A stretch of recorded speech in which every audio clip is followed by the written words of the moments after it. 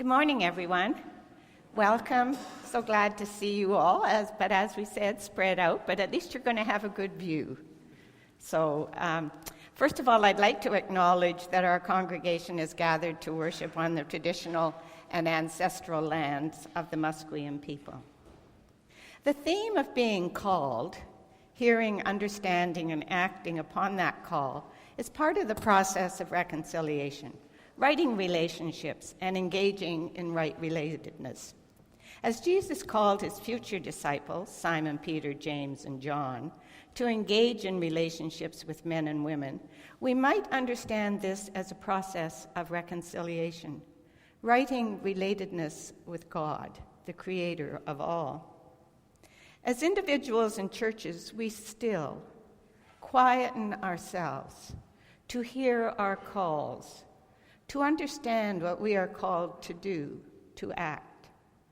The United Church of Canada was called to make their first apology to the First Nations people and their involvement in the residential school program.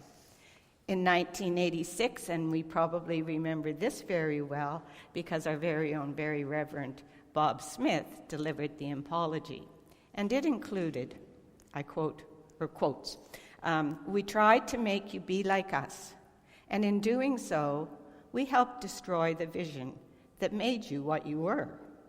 We have been on a painful and humbling and intense journey of learning that we were wrong." Ending with the apology, "We pray that you will hear the sincerity of our words today and that you will witness the living out of our apology in our actions in the future." The General Council was called in 2012 to adopt a revised crest, which incorporates the four sacred colors and the words, "all my relations," in the Mohawk language. This was to recognize and correct the historic wrong of ignoring the presence of Aboriginal congregations and voices when our church was formed in 1925. In 2016, the United Church was called to make its response to Truth and Reconciliation Commission Call to Action 48.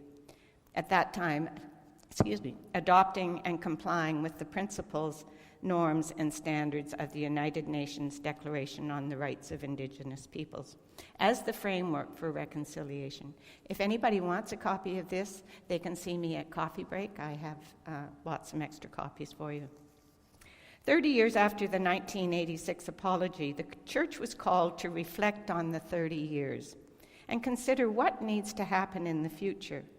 We will now view part of a 2016 video, Moving Forward Together. This was made for the 30th anniversary of the United Church apology.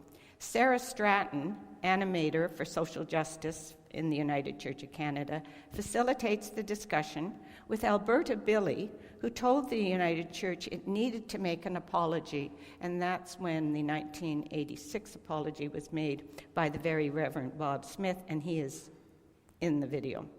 Pam Hart is a layperson from the Bay of Quinte Conference, and Lawrence Sankey, Vice Chair of the Aboriginal Ministries Council. Following the video, it's short, Susan and I will have a short dialogue about our own call and our hopes for the future. Unfortunately, Lindsay could not join us, but we do have the words that she has provided us with. So all working well, Pamela? Welcome, Susan. We just have 3 short questions that we're going to try to answer about our own call. Susan.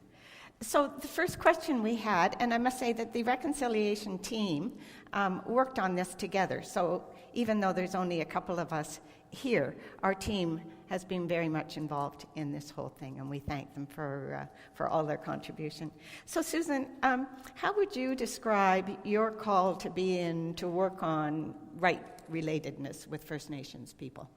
So as many of you know, I'm an elementary school teacher, and it's interesting to look at that when she talked about Cape Mudge, because I actually grew up on Vancouver Island, and the youth group used to go up to Cape Mudge to do the services. So it's not like I suddenly was exposed to contact with Aboriginal people, but a call to work on right relations really happened in 2013 when the Truth and Reconciliation Commission was here. And it came from a nudge from a secular colleague who said to me, what are we doing in kindergarten to acknowledge this big event that's happening in Vancouver? And it was September, and if you've ever had a child go to school in September, we're very gentle with the students. We don't make them come for the full day, and we assure them that mom and dad will pick them up at the end, and we tell them school will be fun, and you'll learn a lot. And I'm thinking, I can't talk to these children about truth and reconciliation in residential schools and tell them, even though what I'm telling you is true, I need to tell you about students for whom school was terrifying and traumatic and awful. And so that really got me paying attention to what was happening with the Truth and Reconciliation Commission, because I realized that school was a place that I had loved and thrived, and that there were a whole segment of Canadian society where that had not been the case. And then I thought church was also a place where I had been loved and thrived, and that also was not a place of comfort for many Indigenous people. And so that's what kind of nudged me along to become more active. Oh, so you actually had sort of a time that you felt the call, or you realized I had to do something, yeah. that you had to do something. And I can't recall when I had or felt the call, but it has been clear for a very long time to me. I grew up in the north really all my life, and even nursed and had some career in very rural northern countries that either lived alongside or within First Nations communities. And so I saw the challenges that the First Nations people faced, especially then as I was in nursing and seeing the challenges of having Aboriginal students come into nursing and what challenges they had to be in that kind of a setting. So I got very involved in First Nations nursing and health, setting policy, mentoring students. So I didn't have a specific call, but it was, I think, there all the time. And you're going to speak for Lindsay. Or you're going to read Lindsay's words. I'm going to read Lindsay's words to you. So Lindsay also answered this question, and this is how she sees the call, or how she hears it. She says, the call to seek right relationships with Indigenous peoples is the same as the call to love one's neighbor. It is a call to show care and compassion for the people around us, and that includes our Indigenous neighbors. Seeking right relations is a call and a challenge. It calls us to redefine these relationships within our communities, and it challenges us personally to learn more and to reevaluate the way we approach the world, right down to the language we use. The call asks us to be part of a journey, and responding to the call means being willing to make mistakes and to continue to learn and grow. So our next one was, what in some ways have we responded to that call? I think I kind of answered that for myself in the first one, but one has been intentional about establishing relationships and friendships and colleagueships with First Nations and other Aboriginal peoples. And more recently, as probably some of you know, I'm very active at Vancouver School of Theology, and especially in the Native Ministry program, not only in the planning of it, but also taking courses. And of course, you know, involvement in our church. So your ways of responding, Susan? So having realized I really didn't know a lot, I have responded to the call by learning.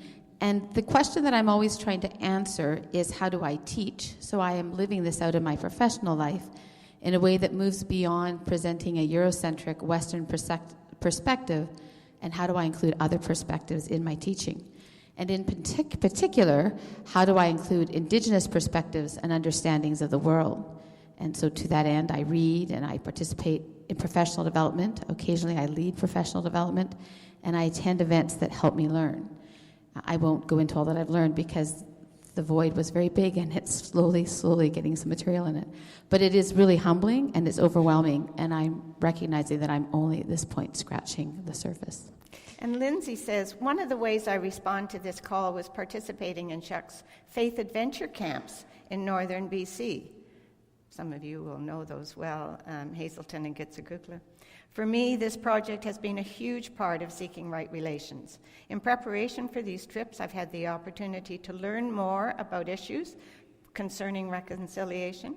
With the trip itself, I've been privileged to be part of our church's Reconciliation in Action. The relationships that have developed both on an individual level and between two communities as a whole are connections that continue to grow from year to year. Lindsay was also asked, what is God calling us, the church, Shaughnessy Heights United, to do? How do we hope the call to reconciliation and right relatedness will be felt or experienced by our own community? And she writes, I feel that we are called to actively seek ways to develop positive relationships with our Indigenous neighbors.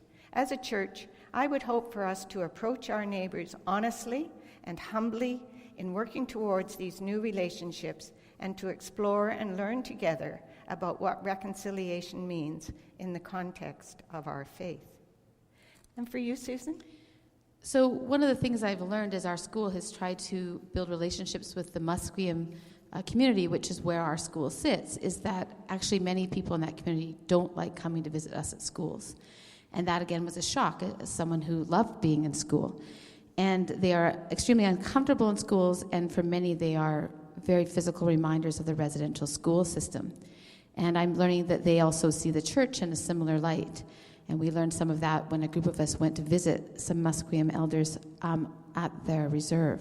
So that bothers me a great deal, that there are whole segments of our community that feel unsafe, unwelcome, and just uncomfortable in church and school, which are places that I think are really special. So my hope for reconciliation here would be that in our Shook community, we can somehow figure out how to bridge that divide. And I actually really don't know how we fully do that, except that I know that it starts with listening and with learning. And I believe God is calling us to better understand ourselves and our ancestors as colonizers, whose relationships with First Nations people changed over time from one that was initially trust to one of disappointment and then distrust and alienation. What I hope for Chuck, that as individuals and as a community, we will be deep listeners to God's call, finding ways to express our appreciation and wish to have right relatedness. Whether they, with First Nations people, especially our neighbors, whether they live down the street, on the Musqueam lands, or in the downtown east side, and that this be expressed in actions of love. So a question to the congregation. What is the call you are hearing? Perhaps a call to right relatedness with a family member, friend, group, community. Listen. And we leave you with this from Pastor Steve's Unfolding Light.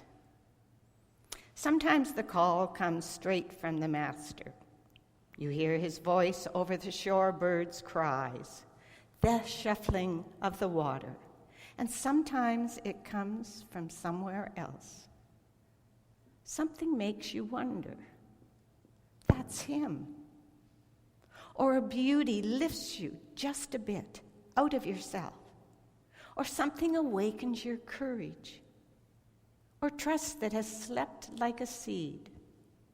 Or you hear a cry of need and you're moved. And you find yourself offering what you didn't know you had. Don't even try to explain the coincidence. If you listen with the ears of heaven, there is nothing that is not him calling to you. Listen.